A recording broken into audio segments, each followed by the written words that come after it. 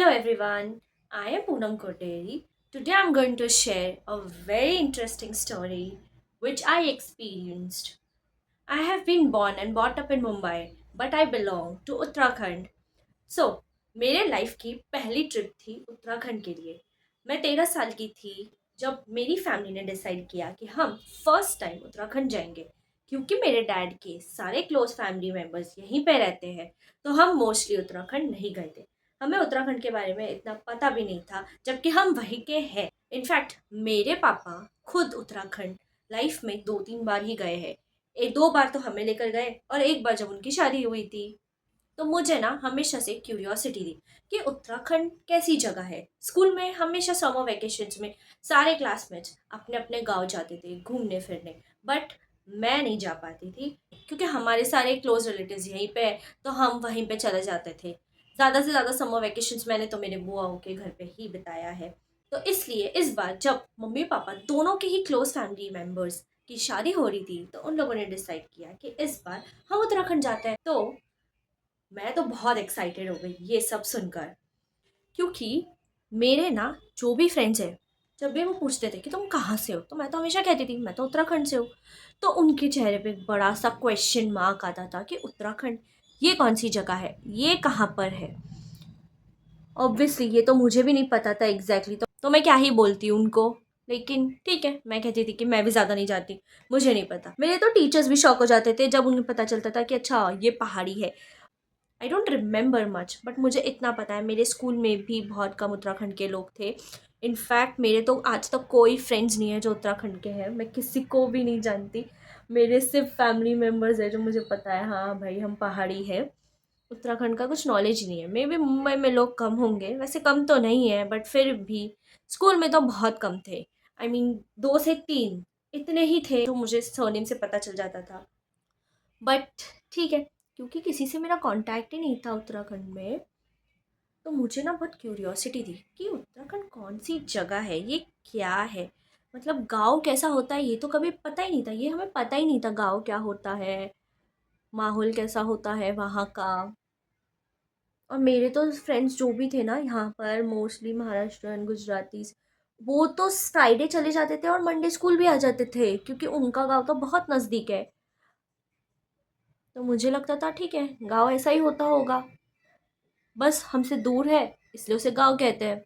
But जब मेरी journey Uttarakhand की स्टार्ट हुई, तब मुझे पता चला कि ये तो रियल गांव है, ये होते हैं पहाड़। तो क्या हुआ था, हमने डिसाइड किया था कि हम ना बहुत लंबे, एटलीस्ट 1-1.5 महीना उत्तराखंड में घूमने जाएंगे, क्योंकि दोनों रिलेटिव्स की शादी थी। तो हमने सोचा था ठीक है लंबे टाइम के लिए जाते हैं, समर वेकेशंस पूरा वहीं पे बिताएंगे। तो हम उत्तराखंड जाने के लिए पहले तो दिल्ली पहुंचे। जैसे ही हम दिल्ली पहुंचे, दिल्ली से ना शाम को बहुत सारी गाड़ियाँ चलती है उत्तराखंड जाने के लिए। तो हमने भी सोचा था हम वैसे ही जाएंगे। तो हम बैठे गाड़ी में, हमने एक कार बुक की और वहाँ से हम निकल पड़े उत्तराखंड जाने के लिए। अब ना जैसे ही उत्तराखंड का बॉर्डर आया और हम उत्तराखंड से हमारे गांव के रास्ते आगे पहुंचे, वैसे ही पहाड़ी रास्ता चालू हो गया।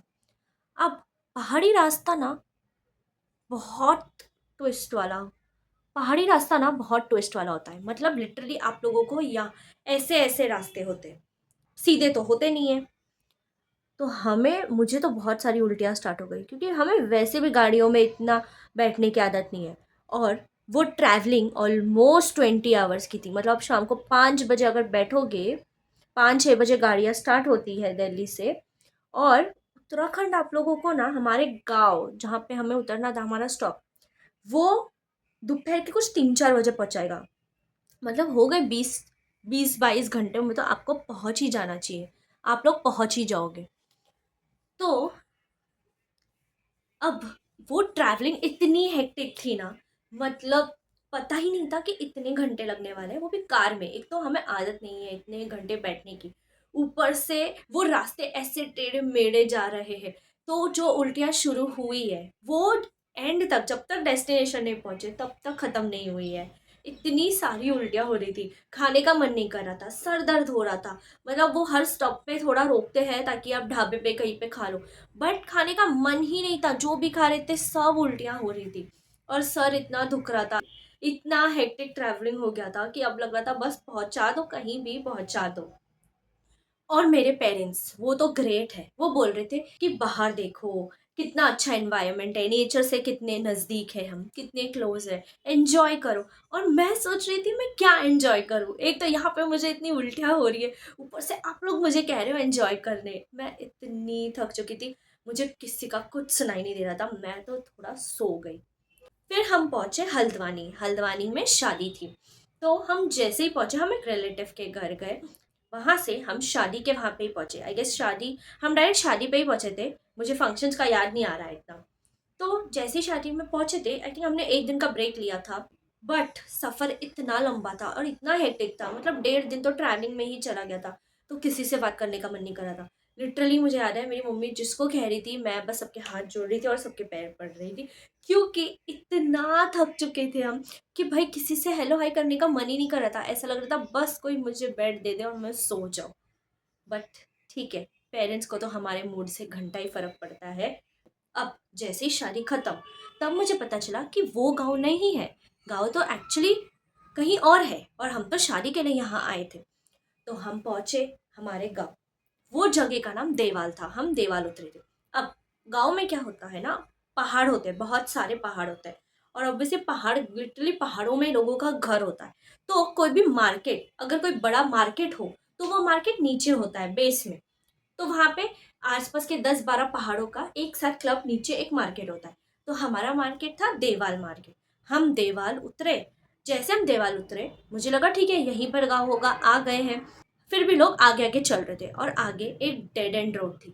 मुझे लगा लोग आगे क्यों चल रहे हैं, आगे क्या है। तो मैंने मेरे पापा से पूछा कि सब आगे आगे क्यों चल रहे हैं, आगे क्या है, आगे तो रास्ता ही नहीं है, हम कैसे जाएंगे। पापा ने कहा कि अब तो हमें पहाड़ चढ़ना है, रास्ता तो खत्म हो गया, बट अब पहाड़ चढ़ना है।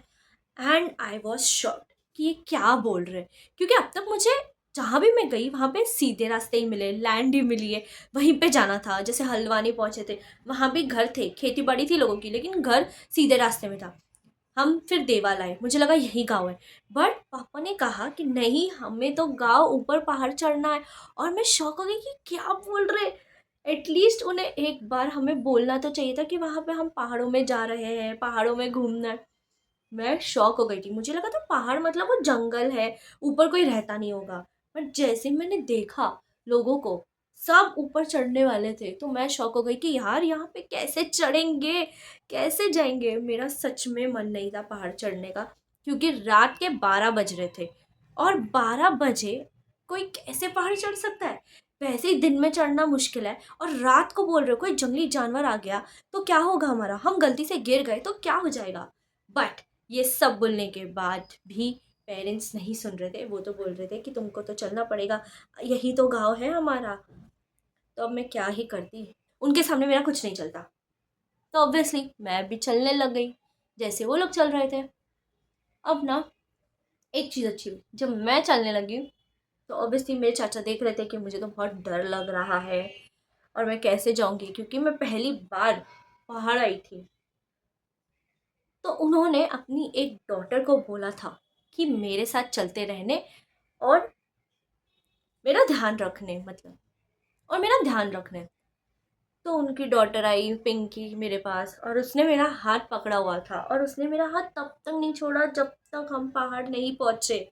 मतलब मेरा उससे ना, ऑब्वियसली हमारा कनेक्शन तो पहले से ही था, लेकिन बॉन्ड मेरा उससे तभी बना, जब आप किसी ऐसे स्ट्रेस में होते हो, या फॉर एग्जांपल अगर आप ट्रैकिंग पे जा रहे हो अननोन लोगों के साथ, बट क्योंकि वो इतना डरावना एक्सपीरियंस होता है और आपको डर लगता है, अगर आप फर्स्ट टाइम जा रहे हो, तो आप ना लोगों से बातें करते करते आपका किसी से बहुत अच्छा कनेक्शन बन जाता है। मेरा भी वैसे ही हुआ।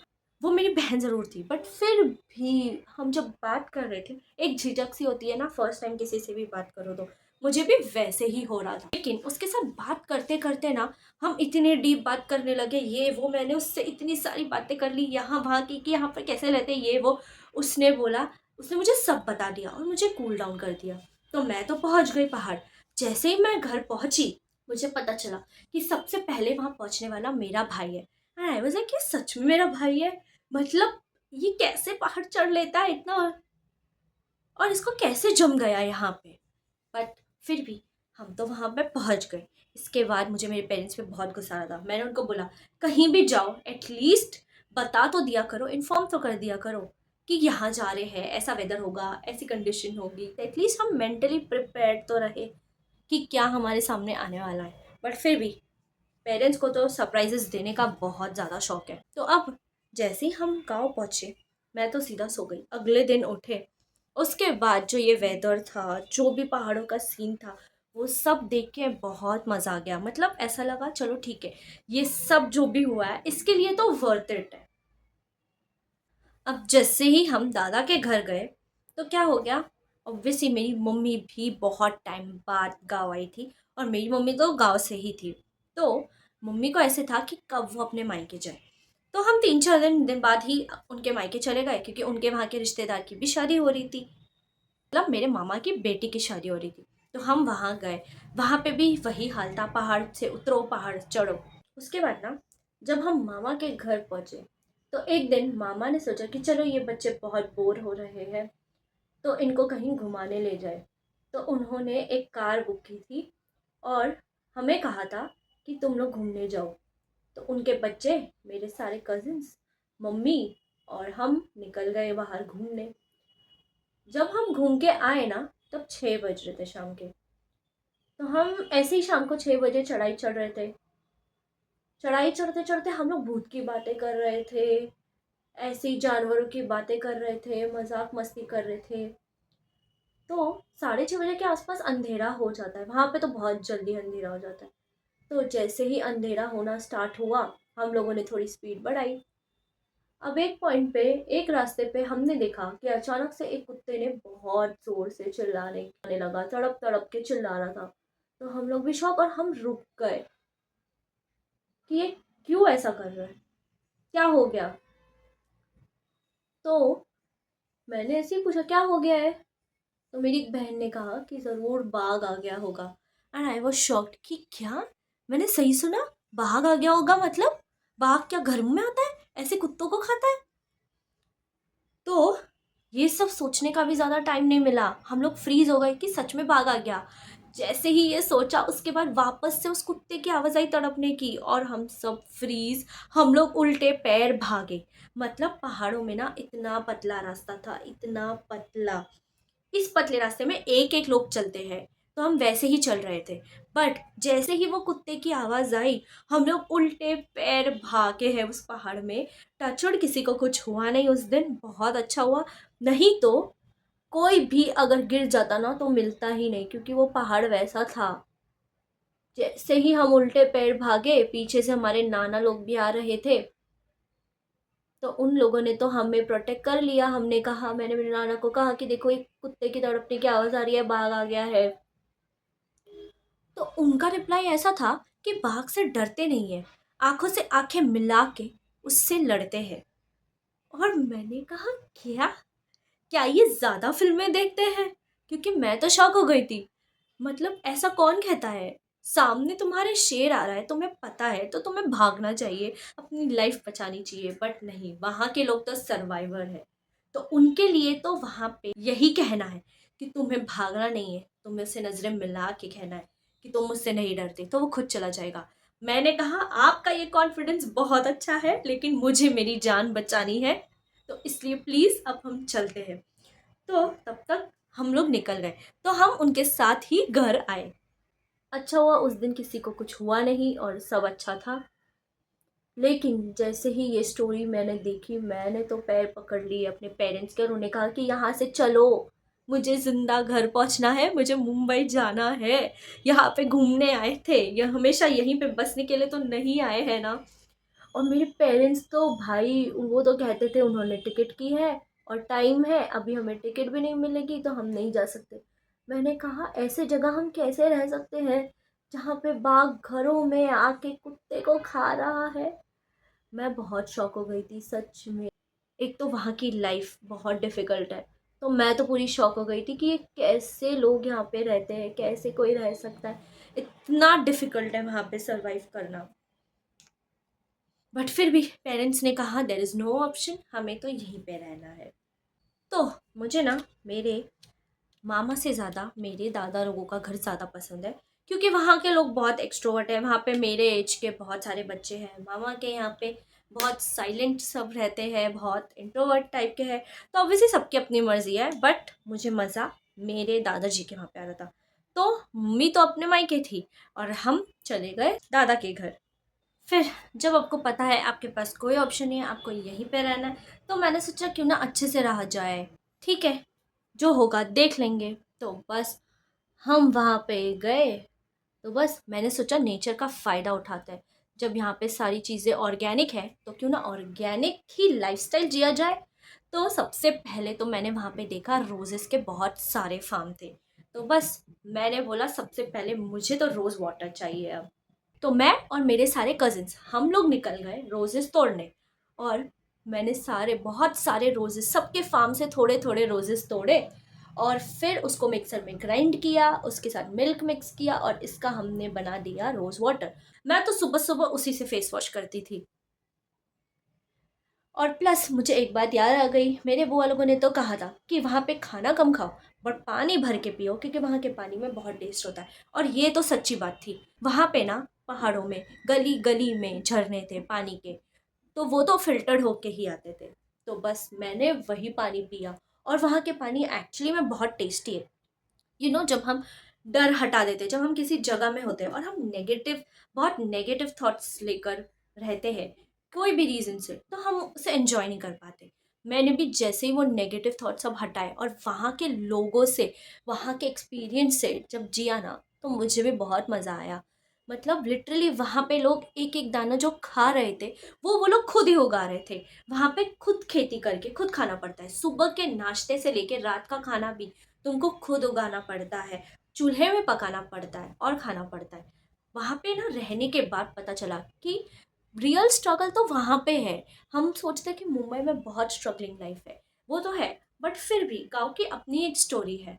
जैसे वहाँ पे स्कूल्स भी बहुत दूर थे बच्चों के। मतलब वो लोग डेली लिटरली 9-10 किलोमीटर चलते थे दूर, बस स्कूल जाने के लिए, पढ़ने के लिए इतनी मेहनत करनी पड़ती थी उनको। वॉशरूम्स भी घर के बाहर थे, घर से अटैच नहीं थे। और हमने उन्हें कहा अरे घर के अंदर वॉशरूम नहीं है, वो कहते हैं है ना वॉशरूम, यहाँ ही तो है, नज़दीकी तो है। उनको हमारी सिचुएशन समझ ही नहीं आएगी। बट ठीक है, जैसा देश वैसा भेस। हम बच्चों ने तो वहाँ पे बहुत एंजॉय किया। मतलब मैं और मेरे कजिन्स, ऐसा लग नहीं रहा था कि मैं उनसे फर्स्ट टाइम मिल रही हूँ। मुझे ऐसा लग रहा था कहीं ना कहीं वो लोग मेरे ही जैसे हैं। मतलब हम इतने दूर एक दूसरे से पैदा हुए हैं, मतलब कहाँ अलग अलग शहरों में पैदा हुए, बट फिर भी जब मिले तो ऐसा लगा इतने अच्छे से मिले और इतने अच्छे से हम लोग घुल मिल गए कि हमें सम लगा ही नहीं कि हम दूर रहते हैं या हम फर्स्ट टाइम मिल रहे हैं। तो मुझे तो बहुत मज़ा आया। जितना जाने का दिन नज़दीक था, उतना ही बुरा लग रहा था कि यार अब तो जाना है, कैसे रहेंगे? क्या इतना मज़ा मुंबई में तो नहीं आएगा, क्योंकि मुंबई में तो बहुत रश है, बट गाँव में सुकून है। मुंबई तो बहुत नॉइज़ी है, बट गाँव में शांति है। जैसे मुंबई में बिल्डिंग्स है, बट गाँव में तो खुला आसमान है। कहीं भी जाओ, साफ-साफ आपको आसमान दिखता है।